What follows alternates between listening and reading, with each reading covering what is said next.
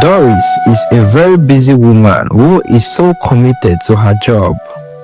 Therefore, she hired Agnes to assist her in her home chores, which includes cleaning her home, cooking, washing, and assisting for every home needs when she is away. But it's barely 3 months that Agnes was employed. It turned out that she was pregnant. The question in everyone's mind is this: who is responsible for the pregnancy? Who is Agnes sleeping with? Could it be the gate man or the area boys in the streets? Or could it be Doris's husband, Mr. Ade? No, it's not possible. Mr. Ade loves Doris so much. After all, Doris is the breadwinner of the house. Such a hardworking woman. But you never can tell. Anything is possible. Well, let's find out. Grab your popcorn, relax, watch, and please don't forget to subscribe. Let's go through this amazing true life story together. Doris Adewale had always known that success required sacrifice. Ever since she was a little girl, she had dreamt of financial security, of climbing the corporate ladder, and being a woman of power and influence. She had worked her way through school with relentless determination, graduated top of her class in economics, and secured a prestigious job at a leading bank in Lagos. She was one of the youngest senior executives in the bank's history, and her career was soaring, but the price of success was high. Doris was always busy. Her alarm rang at 4:30 a.m. and before the sun had risen, she was already in her car, navigating the chaotic Lagos traffic. She spent long hours at the office, attending endless meetings, signing documents, and closing multi-million naira deals. By the time she returned home, it was usually past 10 p.m. She was often too exhausted to do anything but shower, eat a quick meal, and collapse into bed. Her husband Ade had been supportive at first. He had admired her drive and ambition, but as the months turned into years, their marriage began to feel like a distant memory. Ade was a businessman, but unlike Doris, he believed in balance. He loved his wife, but he also craved attention, intimacy, and companionship. At night, he would reach for her, only to hear the same tired response: "Ade, please, I've had a long day. I'm exhausted." He tried to be patient, but patience had limits. To make things easier at home, Doris hired a cook and a housekeeper named Agnes. Agnes was a young woman in her mid-20s with smooth dark skin and kind eyes. She had been raised in the village before coming to Lagos in search of work. Doris had taken her, provided her with a stable income, and treated her kindly.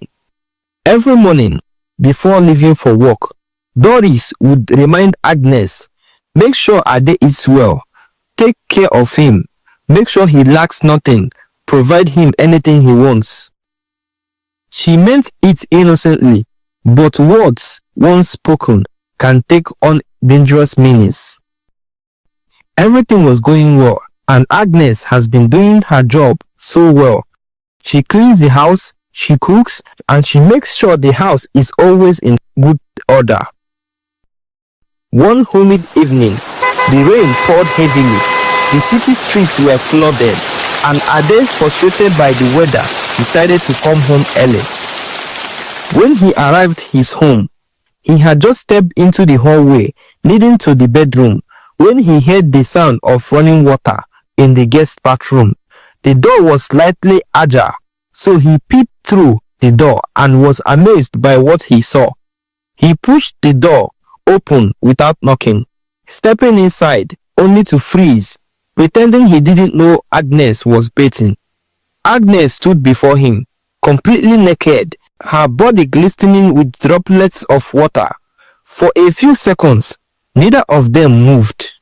Then Agnes gasped, scrambling for a towel. "Sir, I didn't know you were coming home. I am so sorry I left the door open. I am very sorry." Ade's throat went dry. He wanted to turn away, to leave, but something held him there. He had always noticed Agnes, how her figure moved gracefully when she walked, how her eyes lit up when she laughed, but he had never thought of her in this way. Now, standing there, he couldn't ignore the sudden rush of desire that surged through him. "I'm sorry," he finally muttered, stepping back. Agnes, now covered, tried to push past him, but he gently caught her wrist. "Agnes," his voice was soft, almost hypnotic. "You are beautiful. I would like to make you my mistress.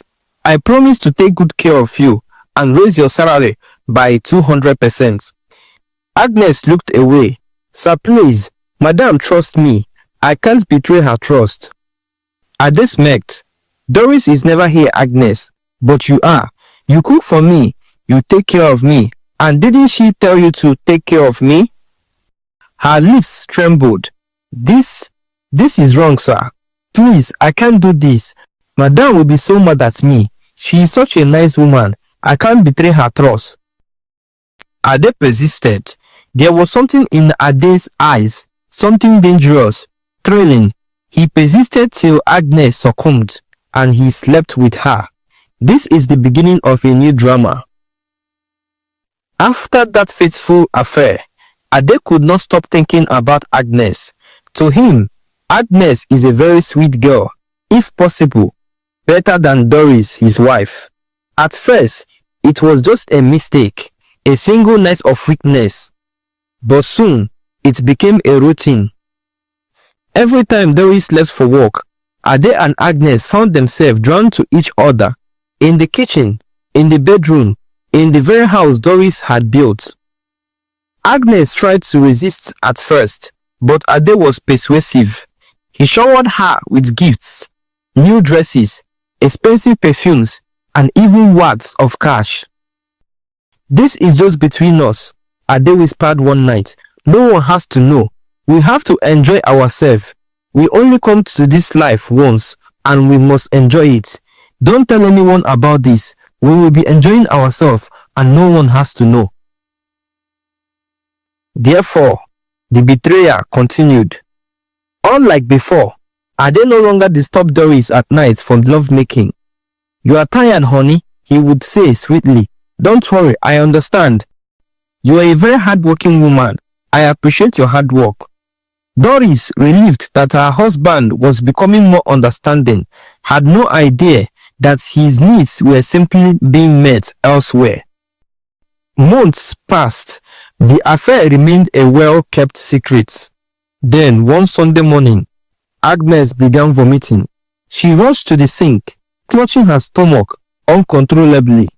Doris noticed immediately. "Agnes, are you okay? What is the problem?" Agnes wiped her mouth. "I think it's something I ate. I'm fine. Don't worry, madam." Doris grew suspicious. She grabbed Agnes's wrist and said, "We are going to the hospital. I think something is wrong." Agnes protested. "Madam, it's not necessary. I said I'm fine. I'll be good."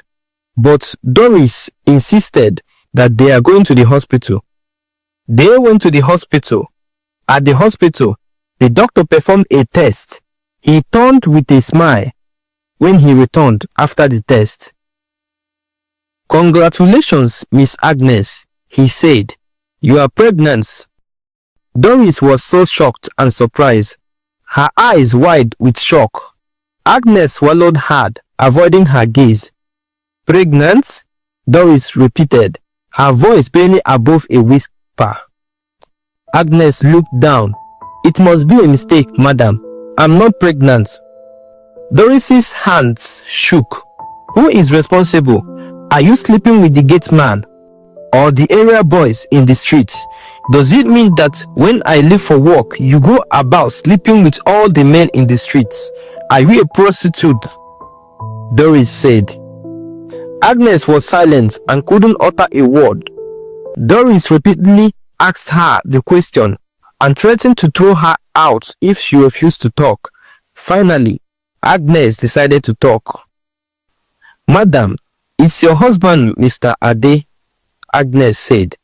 Then, without a warning, Doris slapped her. "Don't ever accuse my lovely husband wrongly again, or else I will skin you alive." Agnes insisted Ade was responsible for her pregnancy. Doris could not believe. With anger and anticipation, Doris stormed her home, her heart pounding. Ade was sitting in the living room watching television when she stormed. "Ade," she screamed, throwing the hospital report at him. He glanced at it, then sighed. "Agnes is pregnant," she said, her voice trembling, "and she says it's yours. Tell me it's not true." Ade sighed again. Then, in the calmest voice, he said, "It's true." Doris felt like the walls were closing. "How could you do this to me?" she whispered. Ade's expression darkened. "You don't have time for me, Doris. You are always working, always tired. I am a man. Blood flows in my veins. You told Agnes to take care of me. Well, she did. Who gives rats fish to look after? You gave me fish and you expect me not to eat it," Ade said. Tears burned in Doris's eyes. The room spun. The betrayal was too much. This is too much for her to bear. Doris felt her knees buckle. The last thing she heard before the darkness swallowed her was Ade's voice calling her name. She fainted. She was rushed to the hospital immediately. The doctor commenced treatment immediately and she regained consciousness, though it took some hours and special attention from the doctor before she could regain consciousness. When she woke up, the world felt distant. She still could not believe what she had heard. She felt like she was dreaming, but she was far from it. It's a very bitter reality. She opened her eyes and saw a lady standing next to her. It was Agnes, her maid, the same girl who had betrayed her. The same girl she now sees as a demon stood nearby, clutching her belly. "What are you doing here, you Jezebel of a girl? Were you joking with me all this while, or you really want to snatch my husband from me after everything I've done for you? The only way you could pay me back is by spitting on my face. My God will definitely judge you," Doris said with tears rolling down her cheeks. "Madam, I'm sorry. It's never my fault. I never wished for this to happen. It was Oga that persuaded me to do this. Well, I think that's my fate. God knows why it happened like this," Agnes whispered. Doris turned to her, eyes empty. "You have to leave, and you must abort that bastard you have in your womb." Agnes's face paled. "I won't leave, and I won't abort my own baby. Children are gifts from God. This is your husband's baby." Ade stepping in. "She's not going anywhere, and she's not aborting any child. Abortion is a heavy sin before God. Besides, you could not give me a child for 6 years of marriage. Maybe God have decided to make me smile. Like she said, children are gifts from God." Doris turned to him, voice trembling. "Abortion is a sin before God, and adultery is good before God. You are choosing her over me." "I'm choosing my child," Ade replied. She stared at him, disbelief turning into rage. "You disgust me," she said. Doris was heartbroken. This is the second time the man she loved and worked for has broken her in less than 24 hours. She can't take this anymore. She went to the house and she packed all her belongings. She is leaving the house for Ade and Agnes. As she walked out of the door, Ade called out, "Where will you go? Your job. That's all you have left." She didn't answer. She didn't look back. She's made up her mind, so she left for good. She needs to start a new life. At least not with the man who can't keep the stick in between his legs one place. It was a very difficult moment for Doris. She could not sleep or even concentrate at work for days. She hardly eats. It's too much for her.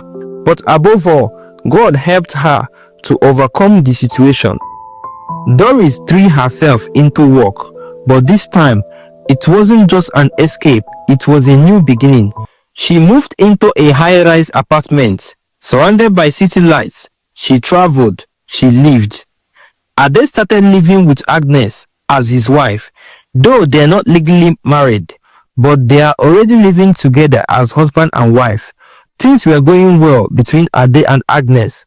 Everything was good, but one day, something unimaginable happened. Doris was just on a vacation in Dubai. As she was just chilling, her phone rang. She couldn't believe who was calling. It was Ade. At first, she ignored the call, but Ade kept on calling. Then, she decided to pick the call. "Babe, can we talk?" Ade said. Doris considered it, then said, "There is nothing left to say."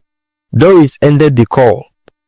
Now, the question is this: what could Ade possibly want to say to Doris?